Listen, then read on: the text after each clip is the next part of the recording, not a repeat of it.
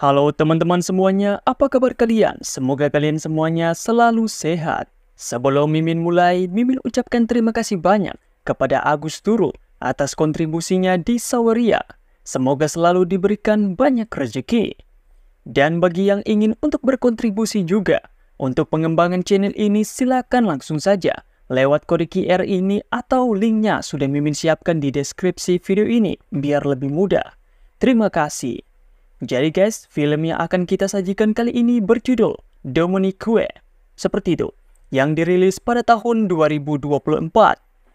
Bercerita tentang seorang wanita asing yang secara tidak sengaja terjebak di sebuah kota yang dipenuhi dengan polisi korup, di mana si wanita harus berupaya mati-matian untuk bisa menyelamatkan keluarga yang sudah menolongnya di kota laknat tersebut, sekaligus juga untuk melindungi bukti rekaman kejahatan dari semua polisi di kota itu.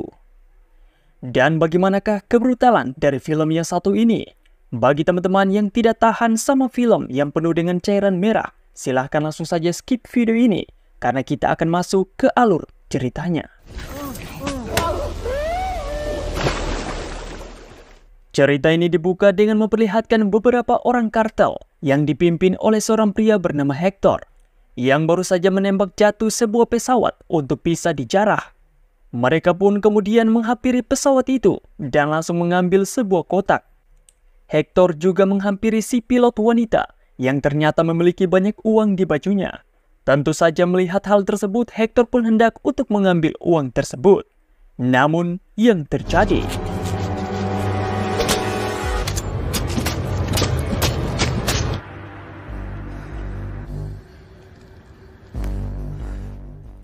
setelah itu, si wanita langsung saja lanjut untuk menghabisi satu orang juga. Kemudian menodong satu pria untuk dimintai tolong mengangkat kotak tersebut ke dalam mobil. Setelah si pria memasukkan kotak ke dalam mobil, si wanita yang bernama Dominique, atau yang akan kita panggil saja Dominique karena susah, dia pun langsung saja berterima kasih dengan mengheadshot si pria itu. Setelah itu, Dominique pun langsung saja membersihkan diri dan lanjut dengan mobil milik Hector. Dominique kemudian menguburkan kotak miliknya di sebuah tempat yang terpencil dan lanjut untuk membakar mobil Hector agar bisa menghilangkan jejaknya. Setelah itu, Dominique kemudian pergi santai di sebuah bar. Melihat adanya seorang turis wanita asing, seorang pria bernama Julio langsung saja menghampiri Dominique untuk berkenalan, sekaligus juga untuk menanyakan alasan kenapa seorang turis wanita seperti dia berada di kota San Lucas. Julio juga memperingati Dominique supaya berhati-hati karena kota ini dikuasai oleh para kartel dan di situ para polisi hanyalah bawahan dari para kartel saja. Setelah itu, tanpa pikir panjang, Dominique langsung saja mengajak bertani dengan Julio. Dan tentu saja untuk adegan kali ini kita skip saja karena akan dolar kuning. Besok harinya ketika akan pergi ke kota, Julio pun meminta Dominique agar tinggal sementara waktu di rumahnya dan menunggu Julio untuk kembali agar bisa mengantarkan Dominique ke kota. Dominique juga sempat kaget ketika mengetahui kalau Julio ternyata adalah seorang polisi. Setelah Julio sudah pergi, Dominique pun menemui saudari dari Julio yang bernama Paulina untuk numpang WC. Dominique juga bertemu dengan anak Paulina bernama Lucas, Abril, dan si kecil Telly, serta ayah dari Julio bernama si ayah. Setelah itu, Dominique pun kemudian membersihkan luka di badan dan juga kepalanya. Di lain tempat, memperlihatkan Julio serta para polisi lainnya yang sedang menginvestigasi mayat dari Hector dan juga dua bawahannya. Mereka pun menjadi khawatir karena Hector merupakan saudara dari kepala polisi bernama Santiago. Para polisi ini pun memutuskan untuk segera mencari pelaku pembunuhan dari Hector yang diduga merupakan pilot pesawat yang tadi jatuh, dan akan menyerahkannya kepada Santiago sebelum Santiago mengamuk dan menghabisi banyak orang. Cerita kembali kepada Dominique. Setelah dia membersihkan lukanya, dia pun keluar dan mendadak jatuh pingsan. Dalam pingsannya tersebut, Dominique kemudian mengingat momen sewaktu dia dan juga pacarnya sedang mengemudi, dan secara mendadak mereka ditembaki oleh sekelompok pembunuh.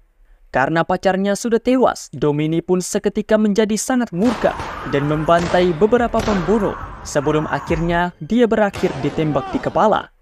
Namun dengan cepat Domini langsung menusuk si pembunuh. Setelah itu ketika tersadar, Domini sudah dirawat oleh seorang dokter bernama Raul. Setelah itu Paulina juga menenangkan Domini dan mengatakan kalau tas ransel Domini yang penuh uang sudah dia amankan. Setelah itu, Domini pun ikut makan siang bersama Julio sekeluarga.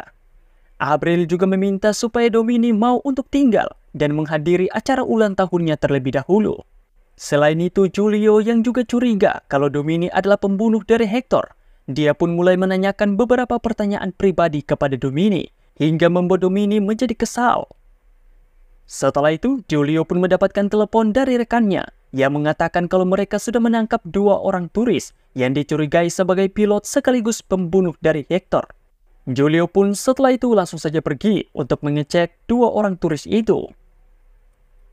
Setelah itu, Paulina pun mengantarkan Domini ke kota, di mana Paulina menjelaskan bahwa alasan Julio menanyakan pertanyaan tadi hanya untuk memastikan keamanan dari Domini saja. Sebab dari semua polisi yang ada di kota tersebut, hanya Julio saja yang masih memiliki hati nurani. Akan tetapi sekarang Julio sudah tidak bisa lagi untuk menegakkan keadilan di kota, semenjak istri dan juga anaknya dihabisi oleh para polisi korup yang notabene adalah rekannya sendiri. Sementara itu, terlihat juga para polisi korup yang sedang menyiksa 2 orang turis tadi untuk bisa menginterogasi mereka. Tentu saja kedua turis tersebut tidak mengetahui apa-apa mengenai kematian dari Hector dan sembari menangis mengatakan kalau mereka hanyalah turis biasa yang datang ke kota tersebut untuk bersenang-senang. Akan tetapi dengan tanpa rasa ampun, Santiago memerintahkan para polisi untuk menghabisi kedua turis itu. Yang satu dimasukkan ke dalam cairan asam yang juga berisi mayat lainnya, sementara yang satunya sudah pasti bernasib naas juga. Julio yang melihat hal tersebut hanya bisa terdiam sembari merekam diam-diam, karena jika ketahuan melawan mereka, maka nasibnya akan sama dengan kedua turis itu. Di lain sisi, terlihat Domini yang meminta seorang pria di bengkel untuk bisa memperbaiki sebuah mobil dan tentunya dibayar dengan segepok dolar. Singkat waktu, acara ulang tahun dari April pun dilaksanakan dengan cukup meriah dan juga dihadiri oleh Domini yang terlihat cukup senang dengan keluarga tersebut karena walaupun toksik mereka sangat bahagia. Sementara itu terlihat Julio yang sedang melihat rekaman kejahatan dari para polisi di kota San Lucas yang selama ini dia kumpulkan secara diam-diam. Setelah itu Julio pun langsung saja pergi menemui seorang pengacara untuk menyerahkan salinan rekaman dari semua kejahatan Domini kepada semua warga sipil. Namun sialnya pertemuan tersebut sudah diketahui oleh Santiago yang langsung saja memerintahkan para polisi untuk datang dan menghabisi si pengacara dan juga menangkap Julio. Julio pun tentu saja langsung disiksa habis-habisan oleh Santiago dan juga para polisi becah. Dengan biadabnya Santiago mengatakan kalau dia akan menyuruh para polisi untuk datang ke rumah Julio dan memperkosa saudarinya serta juga ponakannya. Kemudian akan membunuh mereka sekeluarga.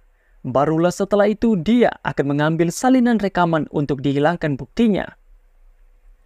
Dan benar saja keesokan harinya, seluruh anggota keluarga menjadi begitu syok ketika mereka melihat kepala Julio yang kini sudah ditancapkan di pagar rumah mereka oleh para polisi korup tersebut.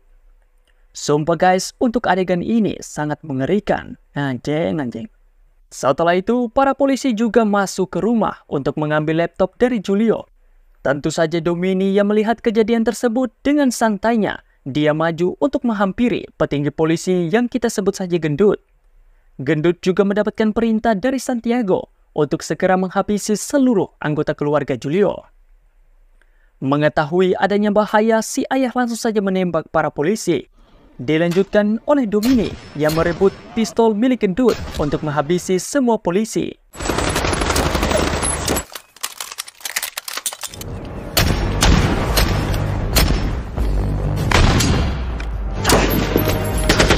Sayangnya polisi bernama Sanchez berhasil untuk melarikan diri.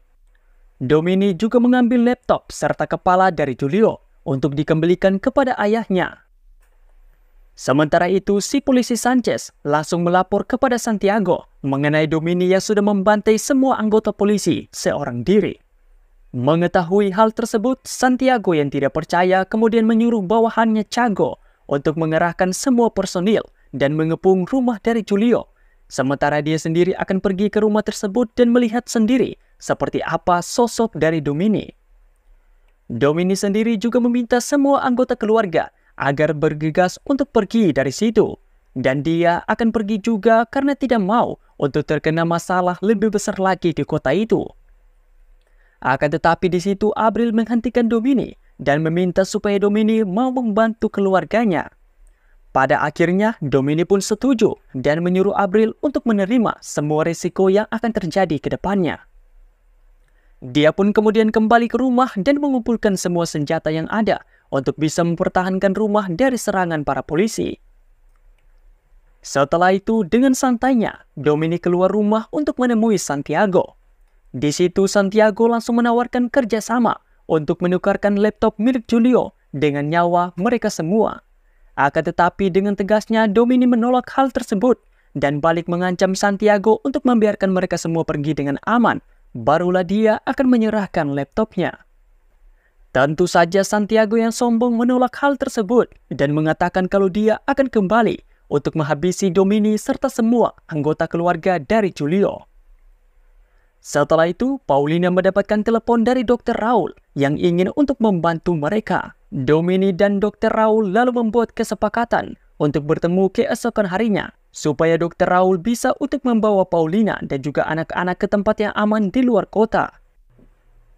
Kemudian Domini, Paulina sekeluarga dan dibantu oleh pacar Abril bernama Anso, langsung saja membuat persiapan dengan memberikan pertahanan ke rumah mereka. Selain itu, Domini pun membuat sebuah strategi dengan memasang lampu terang di depan rumah dan menyuruh Abril untuk menyalakan serta mematikan lampunya sesuai dengan instruksi yang akan Domini berikan lewat walkie-talkie. Domini juga menyembunyikan Paulina, Lucas serta Telly di dalam WC yang ditutupi dengan papan agar mereka bisa aman dari serangan. Dan dikarenakan si ayah serta Anso mau untuk membantu melawan para polisi, Domini pun meminta supaya Anso melindungi Abril jikalau posisi dari Abril diketahui oleh para polisi. Sementara si ayah sendiri diminta untuk tetap berada di dalam rumah dan menunggu ajalnya saja. Singkat cerita, ketika malam hari, akhirnya Santiago langsung memerintahkan para polisi dengan persenjataan lengkap untuk mengepung rumah dari berbagai sudut. Dan Domini yang sudah menunggu sembari bersembunyi, dia pun langsung saja memberikan isyarat kepada Abril untuk menyalakan lampu selama beberapa detik dan kembali mematikannya agar mata dari para polisi menjadi silau. Barulah setelah itu Domini melakukan penyerangan dengan sangatlah brutal.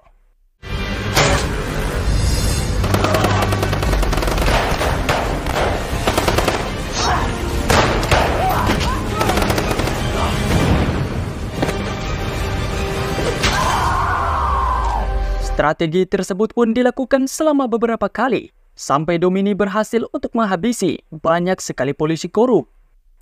Air ketuban dari Paulina pun pecah dan membuatnya harus melahirkan di WC seorang diri. Untung saja si bayi berhasil lahir dengan baik. Kemudian setelah Domini berhasil untuk menghabisi peleton pertama para polisi, Domini kemudian lanjut untuk menghabisi beberapa polisi dari peleton kedua. Dan hal itu pun sampai-sampai membuat Chago kena mental.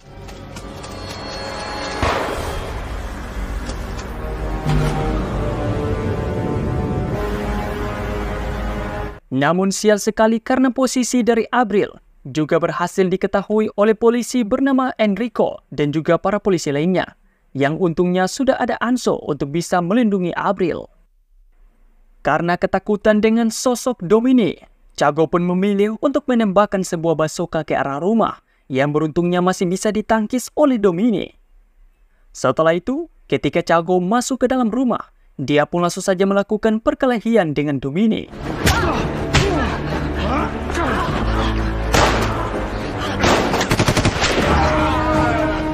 Sementara itu, dua orang polisi masuk ke rumah lewat pintu belakang dan mendengar adanya bunyi bayi. Bukannya merasa kasihan, kedua polisi tersebut malah mencoba untuk menghancurkan papan dan berusaha menyerang Paulina serta anak-anaknya. Untung saja dalam perkelahian, si ayah dapat membantu dengan memberikan pistol kepada Domini agar bisa langsung menghabisi Chago. Setelah itu, Domini lanjut untuk menembak kedua polisi itu. Setelah semua polisi sudah dibantai, sayangnya si ayah terkena tembakan yang membuatnya menghembuskan napas terakhirnya setelah dia melihat wajah dari cucunya yang baru lahir. Selain itu, mereka juga kehilangan Anso yang naasnya harus tewas ketika melindungi Abril. Setelah itu, Domini kemudian membakar rumah dan lanjut berjalan ke lokasi yang sudah disepakati dengan Dr. Raul tadi. Di rumah sendiri memperlihatkan Santiago yang terlihat sedang membersihkan semua personilnya yang sudah tewas dan kini juga menjadi cukup khawatir dengan sosok Domini yang bisa saja datang untuk menghabisi dirinya. Tak lama kemudian, kepala kartel mendatangi Santiago dan sepakat untuk menyuruh beberapa anggotanya agar bisa menghentikan Domini serta keluarganya. Cerita pun kembali berganti kepada Domini dan juga keluarga. Mereka lalu sampai di titik penjemputan dan terlihat Dr. Raul yang sudah menunggu dengan mobil ambulans. Karena merasa situasi sudah aman, Paulina serta anak-anak langsung saja masuk ke dalam mobil. Namun tentu saja, melihat hal tersebut, dengan emosinya Domini lanjut untuk menembaki para kartel. Sementara Abril mengendarai mobil untuk bisa kabur.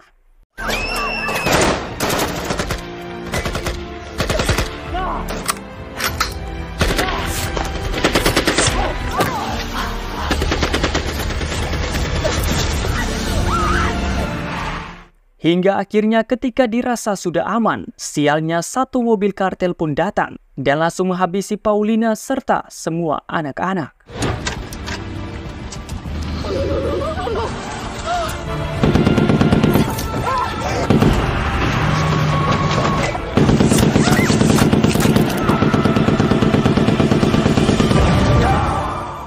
Domini pun langsung saja menghabisi para kartel yang tersisa dan sangatlah bersedih ketika dia melihat Paulina dan semua anak-anak yang sudah tewas. Sumpah guys, untuk endingnya ini tidak bisa untuk ditebak sih. Sudah berjuang mati-matian, semuanya malah sia-sia. Oke lah lanjut. Singkat cerita, setelah Domini sudah memberikan bukti rekaman kepada publik, kini Santiago yang sudah menjadi buronan, dia sekeluarga pun pergi untuk berlindung ke rumah dari ketua kartel yang dijaga oleh 100 orang lebih. Sementara itu, Domini pun pergi untuk mengambil mobil pesanannya dan menggali kembali kotak yang sudah dia kubur di awal film, yang ternyata berisikan banyak sekali senjata serta uang. Tentu saja di sini Domini langsung melakukan persiapan untuk bisa pergi dan membalaskan dendamnya. Dan cerita pun langsung saja memperlihatkan Santiago, ketua kartel dan semua tentara yang kini sudah tewas dibabat habis oleh Domini seorang diri. Setelah dia menuntaskan aksi balas dendamnya itu, Domini kemudian pergi ke sebuah gereja untuk bisa melanjutkan kehidupan barunya. Dan guys, cerita brutal kali ini pun akhirnya selesai. Jujur, Mimin agak kecewa dengan ending dari film ini. Coba minimal si bayi yang baru lahir itu bisa selamat dan dirawat oleh Domini. Siapa tahu dia bisa untuk menjadi sebrutal Domini, ya kan? Sungguh akhir yang sangat sia-sia. Baru juga login malah langsung logout. Lagian guys, itu si Santiago, kenapa tidak diperlihatkan proses tewasnya coba? Masa iya dia hanya tewas di bak mandi tanpa kita diperlihatkan proses tewasnya? Tapi ya udahlah guys, namanya juga film. Kita mah nikmatin aja ya kan? Terima kasih guys sudah menonton alur cerita dari Mimin. Jika kalian suka sama alur cerita seperti ini, silahkan kalian like dan juga subscribe. Silahkan kalian like serta subscribe, serta juga berikan komennya di bawah. Dan seperti biasa, jika ingin berkontribusi, silahkan lewat kode QR ini atau bisa langsung saja klik link di deskripsi video ini. Dan guys, sampai jumpa lagi di alur cerita selanjutnya. Tabia.